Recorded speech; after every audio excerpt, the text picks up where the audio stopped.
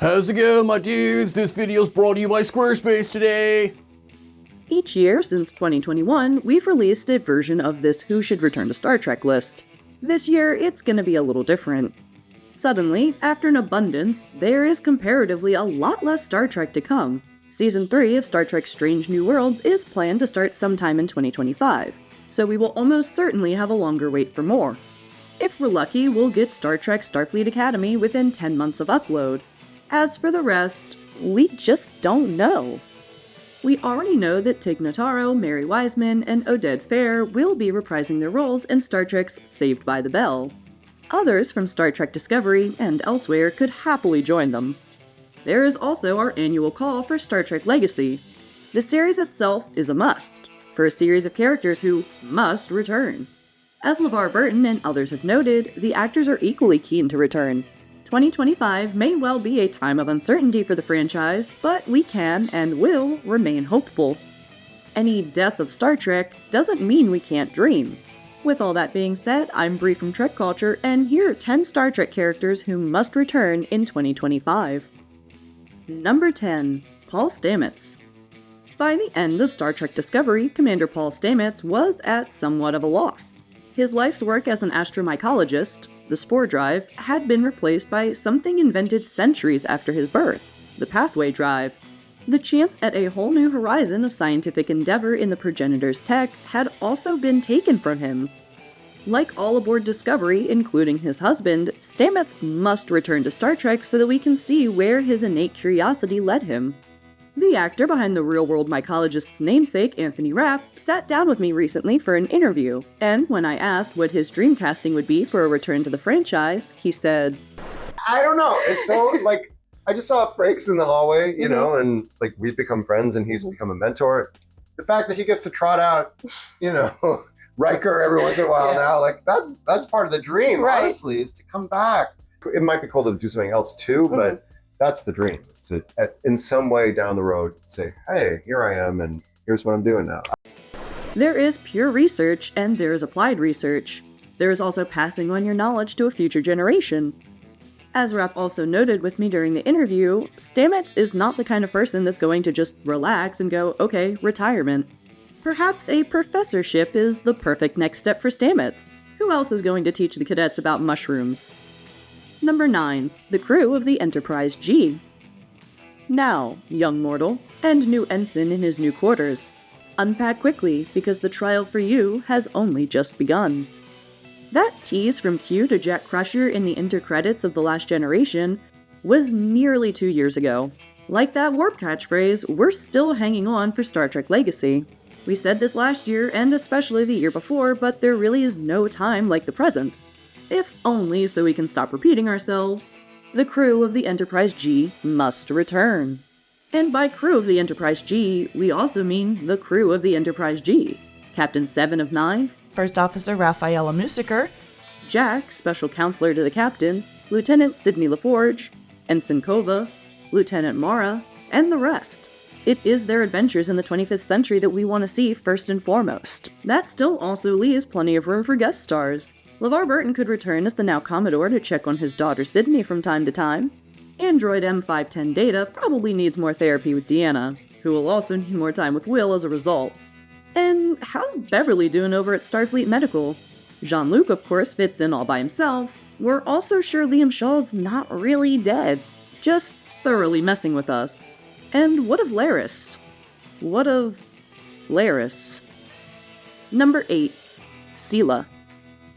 Well, let's not break with tradition. This dastardly half-Romulan has appeared in every version of this list since this list was sent back in time to 2021, to ensure its own existence, of course.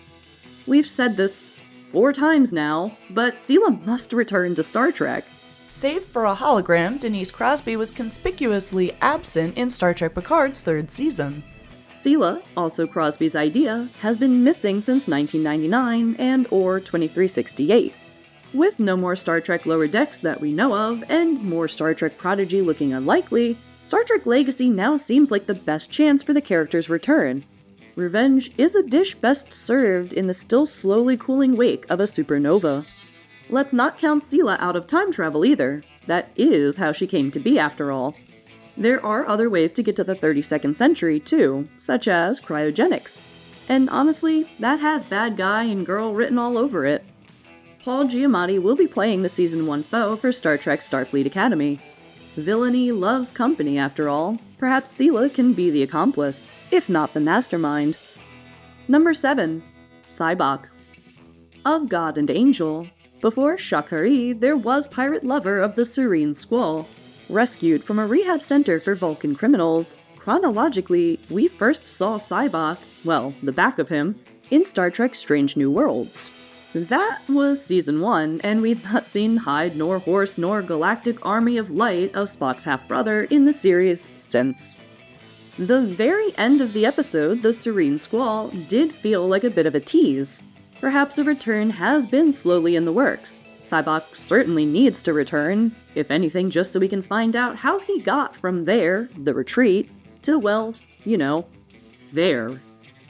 At New York Comic-Con in October last year, it was announced that Flight of the Conchords and Our Flag Means Death actor Rhys Darby would be guest starring in Season 3 of Strange New Worlds. Role unknown. We know he's not Dr. Roger Corby, as he will be played by Irish actor Cillian O'Sullivan.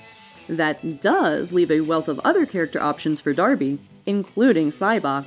Maybe that was him staring out of the window all along. Number 6. Michael Burnham.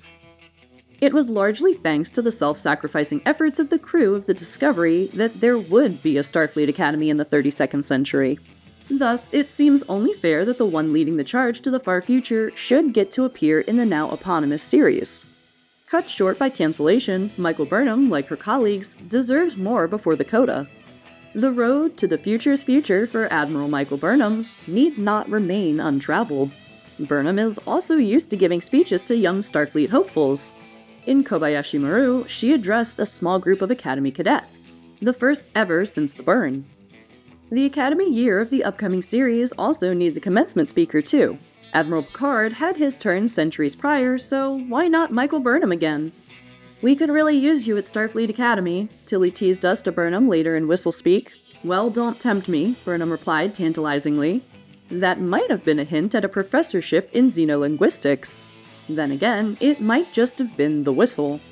Either way, Burnham does have a ship to command, all things considered. And hey, Discovery itself is a character owed a return. Number 5. Soong of the 23rd century. As we know, Spiner has already played an entire slew of the Soong family photo album, the Ascendants and the Descendants of Noonien. So we're sure he'd be up to portray one or two more. Dr. Adam was of the 20th and 21st centuries. Dr. Eric was of the 22nd. Drs. Noonien and Alton were of the 24th. That does leave a rather glaring gap.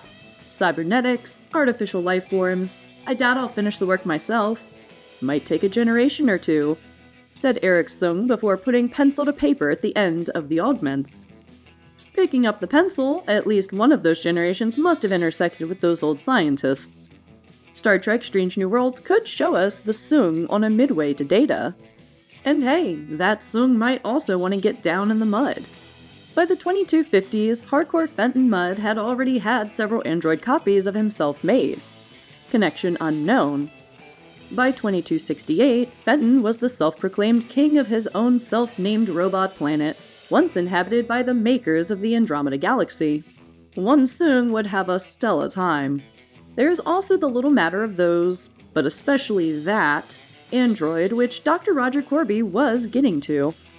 Number 4. Soong of the 32nd century. We've had Fred, we've had Purple Head, and we've had various Datas back from the dead. The Soong-type android and fractal offspring seem destined to be around across time and universes. It would certainly be nice to see what happened to Soji and all of those on Capellius. There is also another Soong we have a bigger question about. Kore.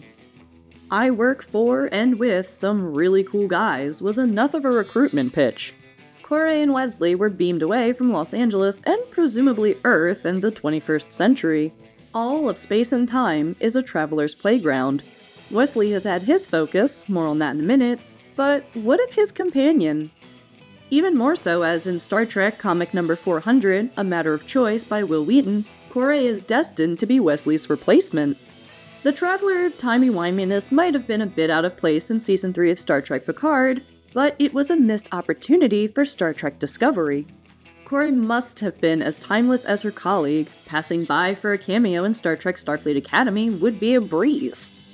Issa Briones is also currently very busy in The Pit, which has just been renewed for a second season. The Ziggurat might also still have to wait.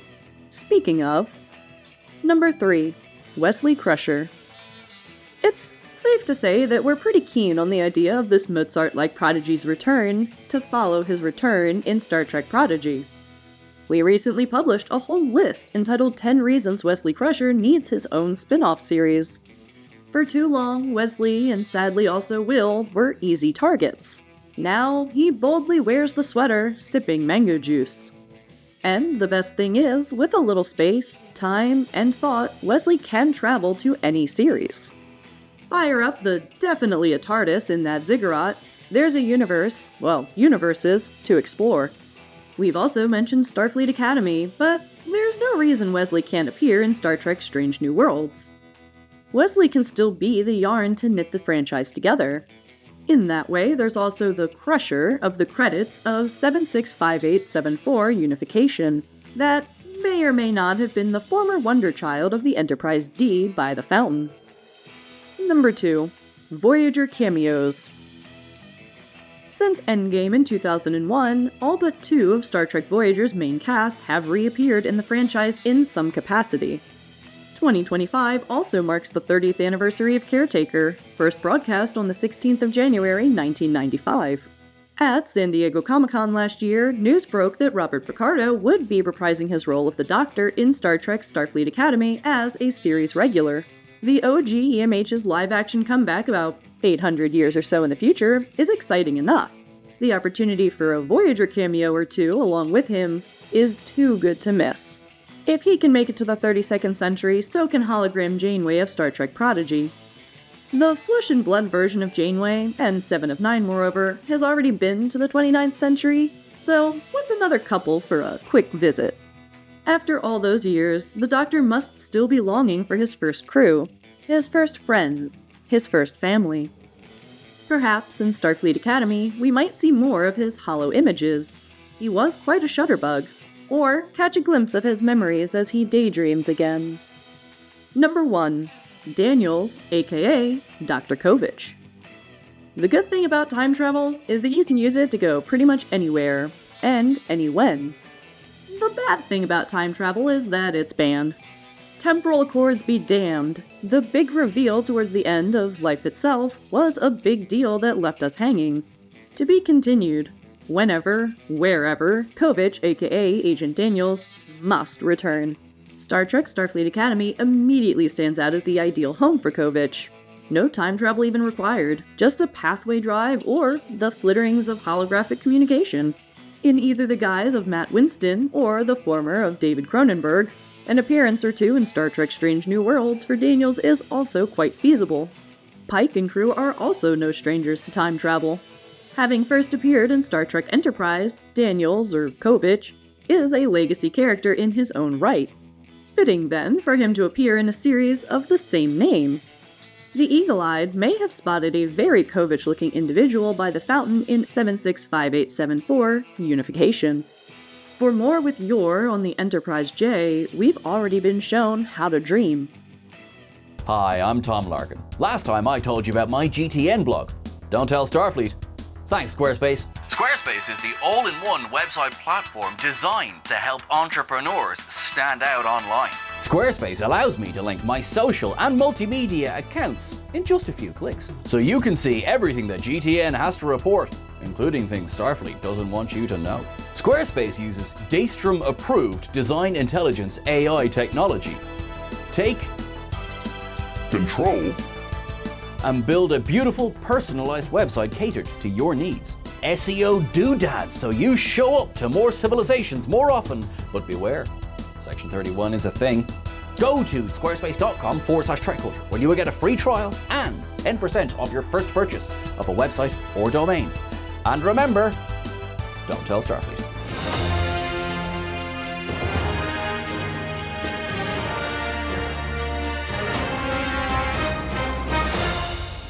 And those were 10 Star Trek characters who must return in 2025.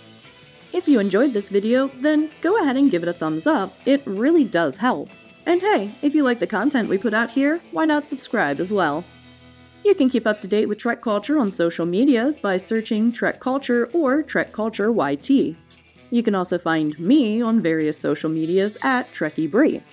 But until next time, don't forget to live long and prosper.